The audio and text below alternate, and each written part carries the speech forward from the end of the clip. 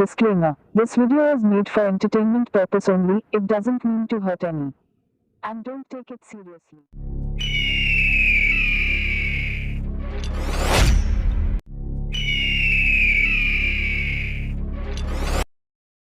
أعوذ بالله من الشيطان الرجيم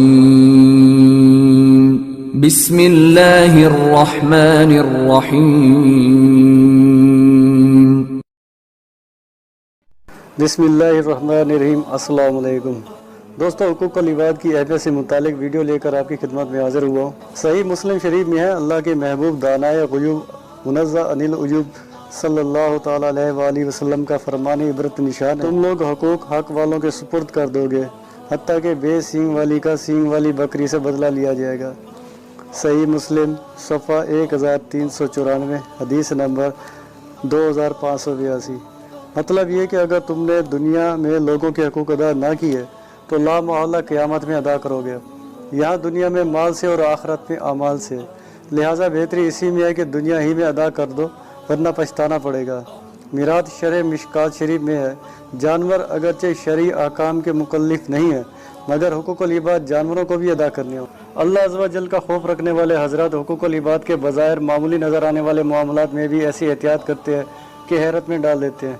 چنانچہ حضرت سیدنا ابراہیم بن ادم رحمۃ اللہ علیہ نے ایک باغ کے اندر نہر میں سیب دیکھا، اٹھایا اور کھا لیا، مگر پھر پریشان ہو گئے کہ یہ میں نے کیا کیا، میں نے اس کے مالک کی اجازت کے بغیر کیوں کھایا۔ تلاش کرتے ہوئے باغ تک پہنچے، باغ کی مالکہ ایک خاتون تھی، ان سے آپ نے معذرت طلب فرمائی، میں اپنا حق تو معاف کرتی ہوں لیکن بادشاہ کا حق معاف کرنے کی مجاز نہیں۔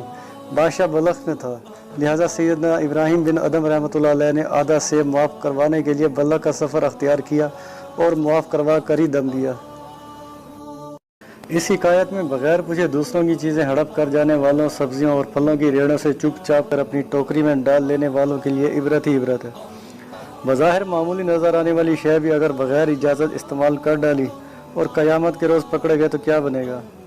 چنانچہ حضرت علامہ عبدالوہاب شعرانی تنبیہ المختارین میں نقل کرتے ہیں، مشہور تابعی حضرت سیدنا وہب بن منبہ رضی اللہ تعالیٰ عنہ فرماتے ہیں، ایک اسرائیلی شخص نے اپنے پچھلے تمام گناہوں سے توبہ کی، 70 سال تک لگاتار اس طرح عبادت کرتا رہا کہ دن کو روزہ رکھتا اور رات کو جا کر عبادت کرتا، نہ کوئی عمدہ غذا کھاتا، نہ کسی سائے کے نیچے آرام کرتا۔ اس کے انتقال کے بعد کسی نے خواب میں دیکھ کر پوچھا کے ساتھ کیا معاملہ فرمایا؟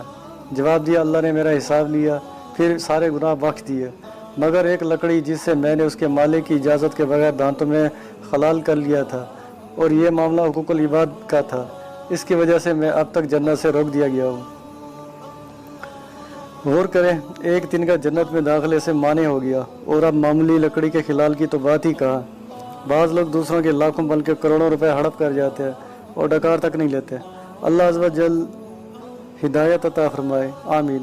آج کل تو کئی لوگ بغیر دعوت کے دوسرے کے یہاں کھانا کھاتے ہیں، حالانکہ بغیر بلائے کسی کی دعوت میں گھس جانا شرعاً منع ہے۔ ابو داؤد شریف کی حدیث پاک میں یہ بھی ہے، جو بغیر بلائے گیا وہ چور ہو کر گھسا اور غارت گری کر کے نکلا، سنن ابی داؤد۔ نیز آج کل قرض کے نام پر لوگوں کے ہزاروں بلکہ لاکھوں روپے ہڑپ کر لیے جاتے ہیں۔ ابھی تو یہ سب آسان لگ رہا ہوگا لیکن قیامت میں بہت مہنگا پڑے گا۔ اے لوگوں کا قرضہ دبا لینے والوں، کان کھول کر سنو۔ اعلیٰ حضرت نقل کرتے ہیں، جو دنیا میں کسی کے تقریباً 3 پیسے دبا لے گا، بروز قیامت اس کے بدلے 700 باجماعت نمازیں دینا پڑ جائیں گی۔ فتاوی رضویہ۔ حضرت سیدنا سلیمان طبرانی مجموعہ حدیث طبرانی میں نقل کرتے ہیں، سرکار مدینہ سردار مکہ مکرمہ صلی اللہ علیہ وآلہ وسلم نے فرمایا، جس کا مفہوم ہے ظالم کی نیکیاں مظلوم کو، مظلوم کے گناہ ظالم کو دلوائے جائیں گے۔ المعجم الکبیر جلد 4۔ جو شخص قرض لیتا ہے اور یہ نیت کرتا ہے کہ میں اچھی طرح ادا کروں گا تو اللہ عز و جل اس کی حفاظت کے لیے چند فرشتے مقرر فرما دیتا ہے اور وہ دعا کرتے ہیں کہ اس کا قرض ادا ہو جائے۔ ایک گھڑی بھر بھی تاخیر کرے گا تو گناہ گار ہوگا اور ظالم قرار پائے گا، خواہ روزے کی حالت میں ہو یا سو رہا ہو، اس کے ذمہ گناہ لکھا جاتا رہے گا اور ہر صورت میں اس پر اللہ کی لعنت پڑتی رہے گی۔ یہ گناہ تو ایسا ہے کہ نیند کی حالت میں بھی اس کے ساتھ رہتا ہے۔ اگر اپنا سامان بیچ کر قرض ادا کر سکتا ہے تب بھی ادا کرنا پڑے گا، اگر ایسا نہیں کرے گا تو گناہ گار ہے۔ اگر قرض کے بدلے ایسی چیز دے جو قرض خواہ کو ناپسند ہو تب بھی دینے والا گناہ گار ہوگا، اور جب تک اسے راضی نہیں کرے گا اس ظلم کے جرم سے نجات نہیں پائے گا، کیونکہ اس کا یہ فعل کبیرہ گناہوں میں ہے، مگر لوگ اسے معمولی خیال کرتے ہیں۔ کیمیائے سعادت۔